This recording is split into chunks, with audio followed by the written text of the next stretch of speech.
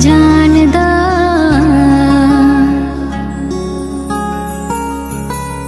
सच झूठ संगत जी, हमारी औकात नहीं है कि हम गुरु जी के सामने कुछ बोल सकें, कुछ कह सकें।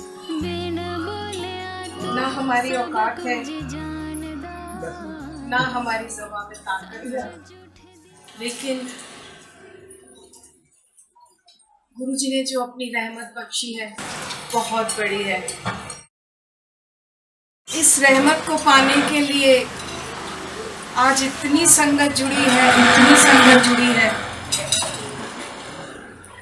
कि मैं गुरु जी से यही प्रार्थना करती हूँ, गुरु जी तुसी कहंदे हो कि 25% संगत मेरी मुट्ठी च रह जाएगी, बाकी सारी पतझड़ वकन चढ़ जाएगी।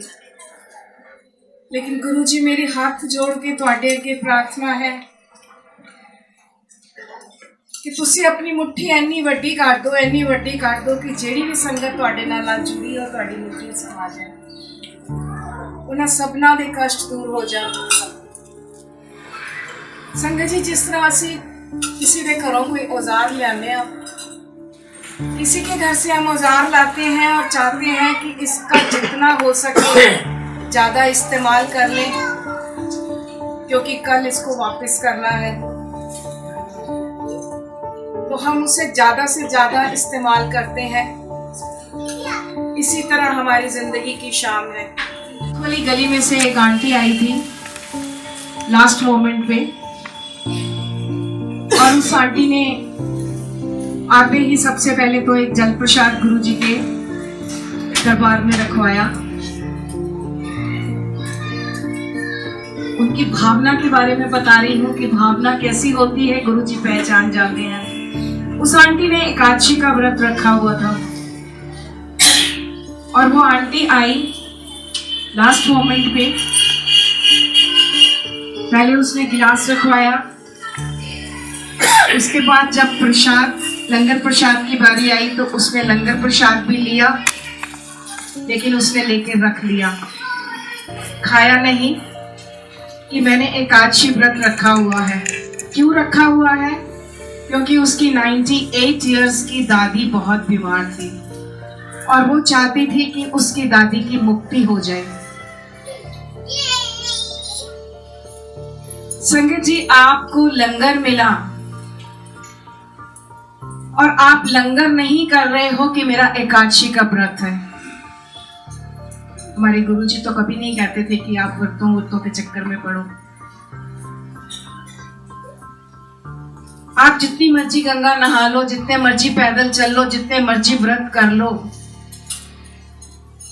लेकिन अगर आप मेरे सतगुरु के नियमों पे नहीं चले, उनके वचनों का पालन नहीं किया, तो सब बेकार है। उस आंटी ने लंगर ले लिया। जब आपको खाना नहीं था तो आपने लंगर क्यों लिया? उसने पूछा मैं घर ले जा सकती हूँ? आंटी ने बोला घर ले जाओगे तो ये मिठाई है। समझाया गया उसको कि हमारे गुरुजी के लंगर प्रसाद की क्या महिमा है, लेकिन उसकी भावना कि मेरी दादी को मुक्ति मिल जाए, and she is 98 years old। अगर आप इस भावना से आए हो, वो भी लास्ट मोमेंट पे, कि गुरु जी के चरणों में जल प्रसाद का गिलास रखवा दो, वो मैं ले जाऊं और लंगर प्रसाद ले जाऊं, अपनी दादी को किसी तरह खिला दूं और वो मुक्त हो जाए, तो मेरे सतगुरु कैसे करेंगे? नहीं कर सकते। क्यों? सबसे पहले तो आपने जो गुरु जी के चरणों में जल प्रसाद चढ़वाया वो गलत। इसलिए गलत कि संगत जी, जब आप आते हो आपको जल प्रसाद दिया जाता है, वो ऑलरेडी ब्लेस्ड होता है। इसका मतलब या तो आपको सदगुरु पे विश्वास नहीं या आपको उस जल प्रसाद पे विश्वास नहीं, तभी आपने ऐसी हरकत करते हो। दूसरा, उस आंटी ने कहा मैं लंगर प्रसाद नहीं करूंगी, मेरा एकादशी का व्रत है, और जो एकादशी के व्रत के बारे में जानते हैं उनको पता होगा कि लंगर एकादशी का व्रत अगले दिन खोला जाता है। लेकिन मेरे गुरुजी है ना, जब अपने चरणों में बिठाते हैं तो अच्छे अच्छे की मति मार देते हैं।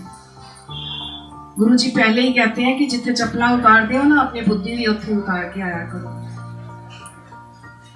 थोड़ी देर बाद गुरुजी ने उसके दिमाग में क्या डाला कि सुबह उसने व्रत रखा है, थोड़ी देर में हमारे सामने बैठ के वो लंगर प्रसाद खाने लगी। उसने खा लिया। सबसे बड़ा चमत्कार मेरे गुरुजी ने वहीं पर ही दिखा दिया कि एकादशी का व्रत कुछ भी नहीं है उनके सामने। मैं 15 दिन बाद वृंदावन जाया करती थी। मेरे बड़ों ने मुझे लड्डू गोपाल की सेवा दी हुई है। गुरुजी ने सब छुड़वा दिया। गुरुजी ने कहा सभी में मैं हूं। ये विश्वास, ये ट्रस्ट। मैं जब गुरुजी से जुड़ी थी 2005 में, आज मुझे 15 साल होने वाले हैं गुरुजी के साथ जुड़े हुए। 2 साल मुझे गुरुजी के साथ रहने का मौका मिला। जब मैं गुरुजी के साथ जुड़ी तब तक मेरे मन में कोई ऐसी पॉजिटिविटी नहीं थी कि मैं गुरुजी के साथ जुड़ूंगी या ये गुरुजी मुझे अपने साथ जोड़ेंगे। मैं अपनी फ्रेंड के घर गई थी। मेरी फ्रेंड साकेत में रहती है, मेरी बचपन की फ्रेंड है, आना जाना हमारा लगा रहता है। मैं उसके घर उससे मिलने गई थी। मेरे हस्बैंड मेरे साथ में थे।